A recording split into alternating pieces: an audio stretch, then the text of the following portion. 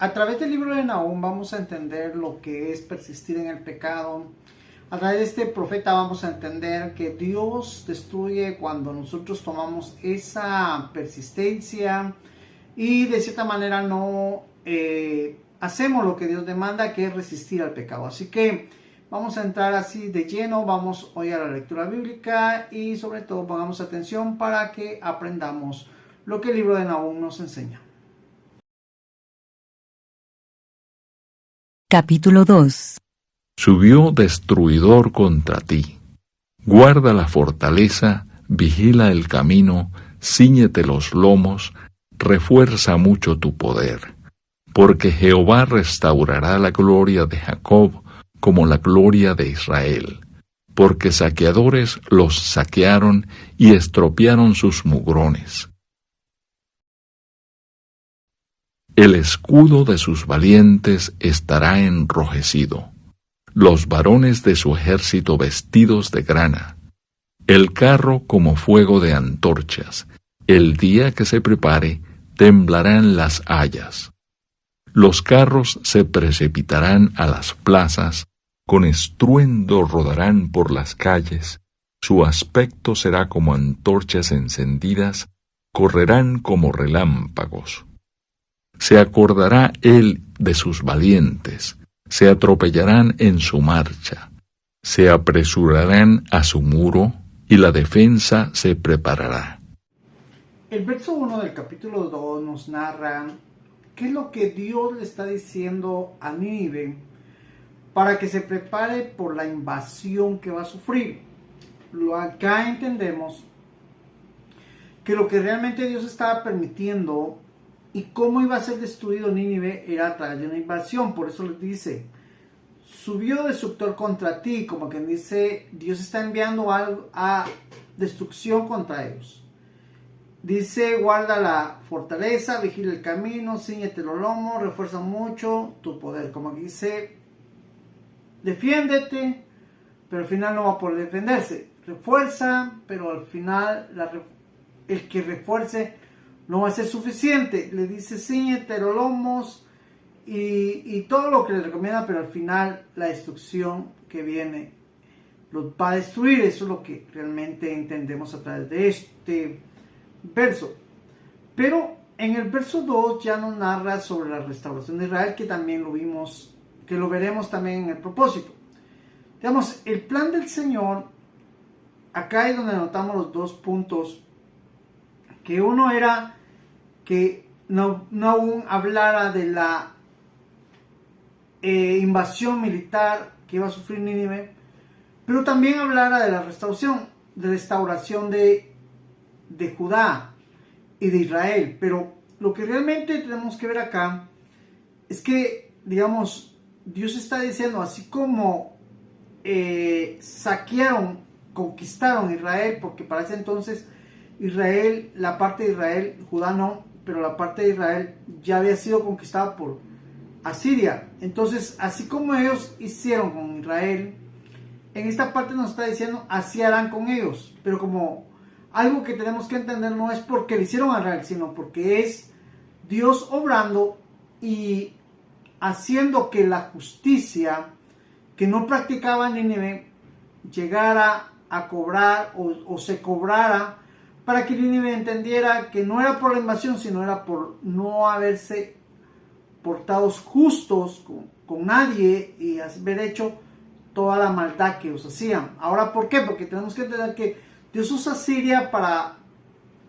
digamos, castigar a Israel, pero ahora parece que Asiria va a ser castigada. Entonces alguien diría, Dios utiliza y ahora sí, porque de igual manera, si Dios le permitió a Siria conquistar a Israel y tomarlo bajo el dominio para formarlo y llevarlo al castigo que él quería llevarlo, pero eso no le daba derecho a Siria a hacer lo que estaba haciendo. Entonces, y Asiria siguió comportándose con maldad y dándose a entender que al final pues no practicaban la justicia que Dios esperaba, aunque ellos pues no la tenían, pero aún así Dios esperaba que su comportamiento fuera justo.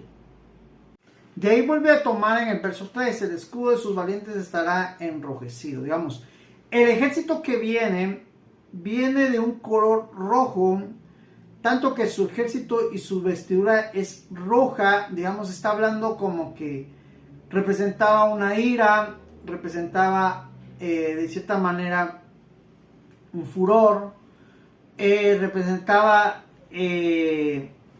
cómo ellos de cierta manera pues hacían que el rojo pues intimidara a sus enemigos, y de cierta manera Dios le está describiendo cómo este ejército viene vestido y cómo este ejército viene preparado para la invasión de Asiria.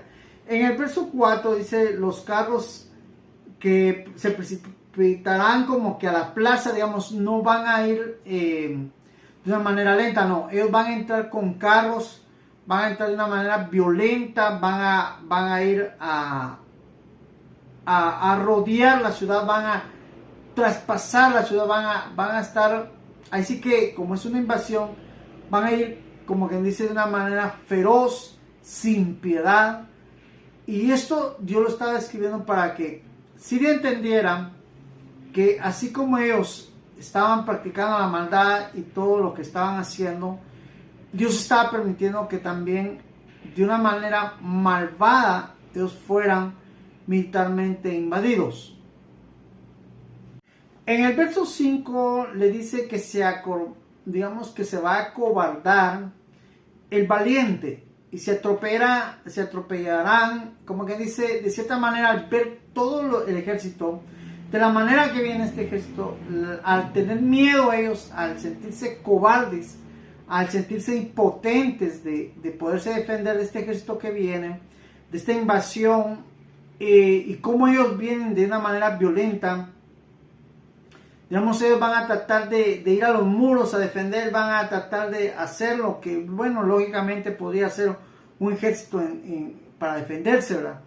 Pero ni aún en la defensa ellos van a poder resistir, porque la orden o en sí lo que Dios le va a permitir a este ejército hacer que ellos hagan en la ciudad de Siria es destrucción, es el cumplimiento de lo que ellos de cierta manera tenían que haber hecho, que era la justicia, pero por haber hecho la injusticia era el cumplimiento de su crueldad, de su robo, de su pillaje, de toda la maldad que ellos habían hecho. Entonces, como que dice, digamos, ellos habían hecho maldad, ahora con maldad también Dios iba a permitir que ellos fueran destruidos.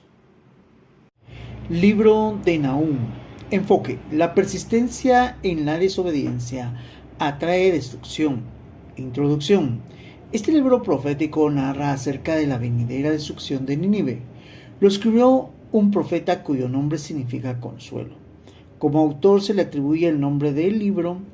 En lo personal, nada se sabe de Nahum, salvo que procedía de Elcos.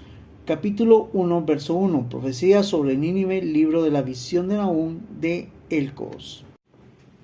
Lo que vamos a aprender en esta ocasión a través del libro de Nahum es sobre el enfoque. Vamos a tratar de entender lo que realmente nos trae el enfoque para que podamos comprender qué es persistir en el pecado.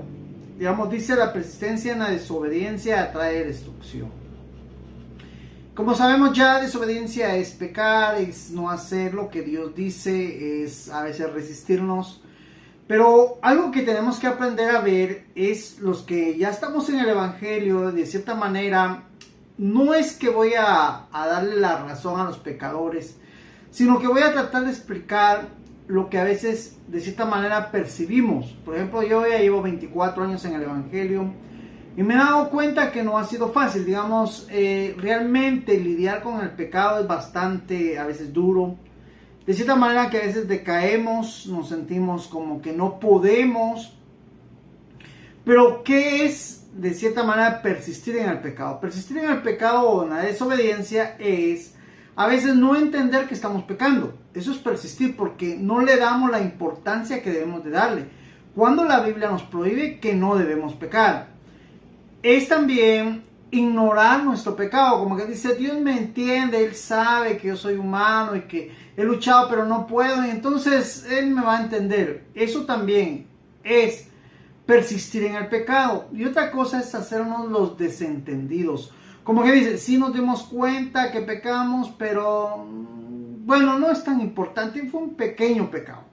Entonces necesitamos comprender que persistir en el pecado no es ponerle realmente la atención, no es darle el sumo cuidado. Es algo que también tenemos que entender, es que si no aprendemos a cuidar las cosas pequeñas, ¿cómo vamos a cuidar las cosas grandes? Hablo esto porque algunos hermanos, pero si usted muy espiritual, algunos me han dicho esto, no hombre, usted muy santo hermano, hombre, nos predica así como que quisiera que nosotros no matamos ni una mosca, ¿va?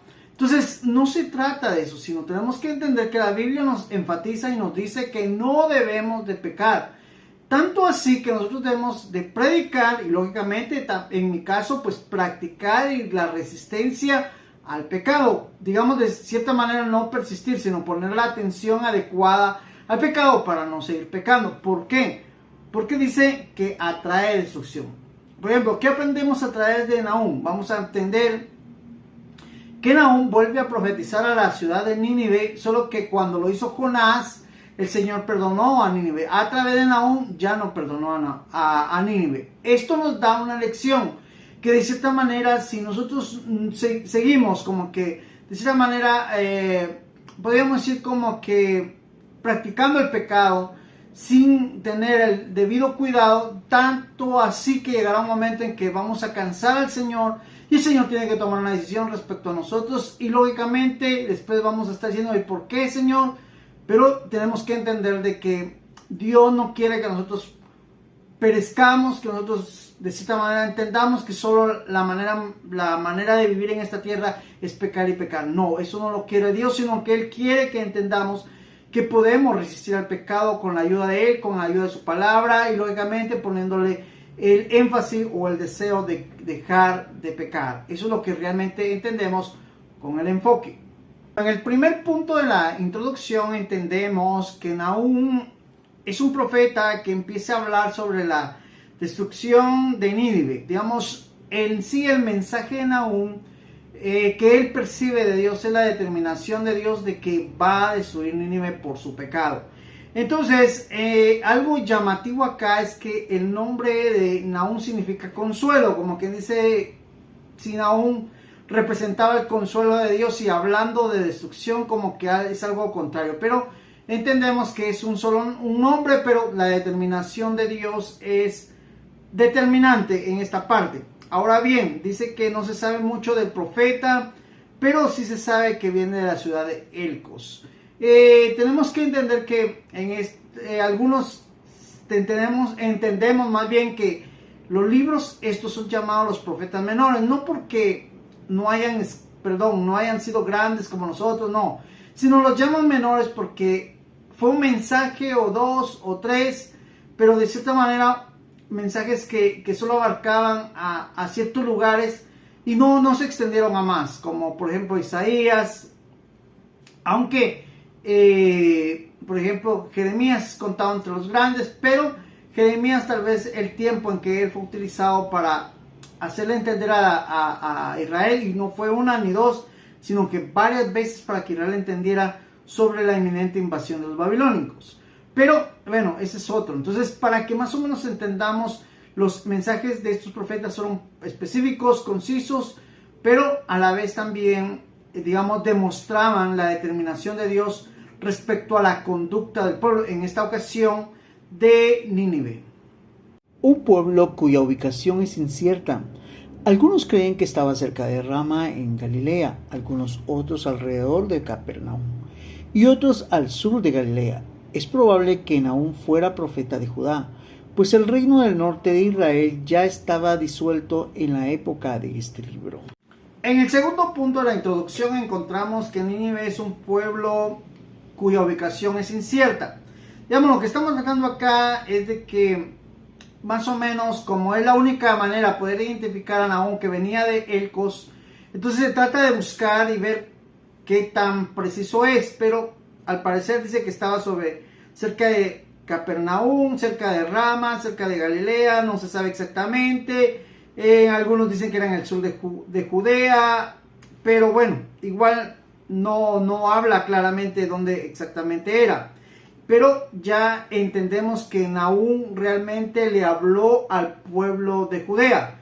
¿Por qué no fue al pueblo de Israel? Para ese tiempo, cuando Nahum ya estaba profetizando, el pueblo de Israel ya no existía, digamos, ya estaba bajo el dominio, si no estoy tan mal, es de los asirios. Ya ellos ya habían sido invadidos, digamos, ya no era reconocido como Israel, sino parte de un lugar de Asiria, porque estaba invadido. Hablo todo esto porque realmente con él se está tratando de ver exactamente esa profecía hacia quién iba dirigido. Y entendemos que iba dirigido a Judea.